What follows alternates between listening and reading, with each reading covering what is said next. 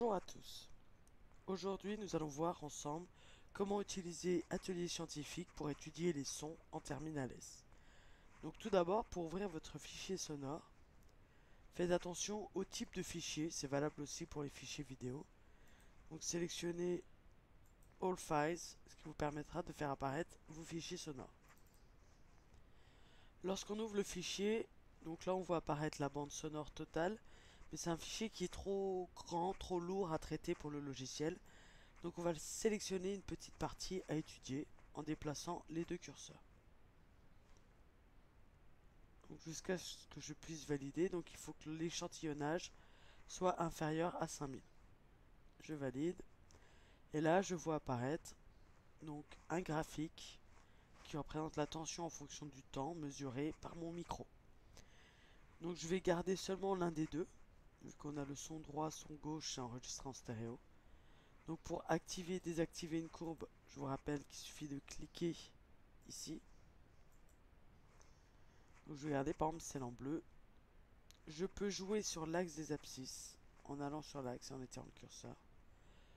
Pour mieux visualiser le son, je vais passer en liaison. Et je peux voir que le son est un signal périodique. Donc en général, on va par exemple vous demander de déterminer la fréquence de ce son. Donc pour déterminer la fréquence, je sais qu'il faut mesurer la période. Donc dès qu'il faut faire des mesures sur le graphique, je vais utiliser le pointeur. Donc clic droit, pointeur, et là je peux faire des mesures sur des points particuliers du graphique.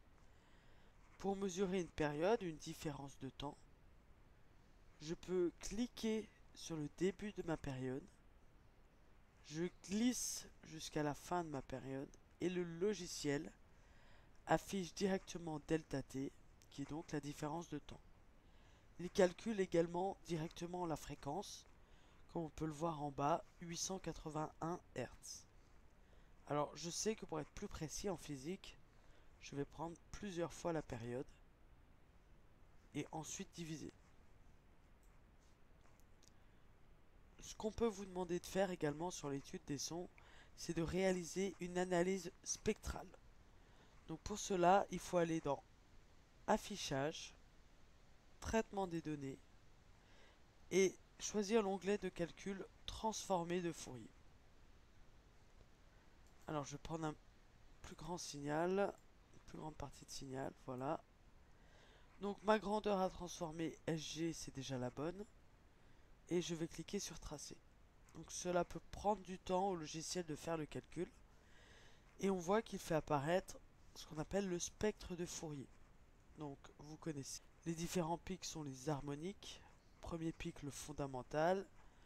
Ensuite l'harmonique de rang 2, harmonique de rang 3, etc. Il peut parfois y avoir des petits pics vers 0 qui correspondent au bruit. Pour relever les fréquences, même chose. Clic droit, pointeur, et je relève le spectre. Voilà, vous savez à peu près tout ce qu'on peut vous demander sur Atelier Scientifique pour étudier un son. Alors, à noter qu'on peut également vous demander d'enregistrer un son. Dans ce cas-là, il faut un dispositif avec un micro relié à l'ordinateur.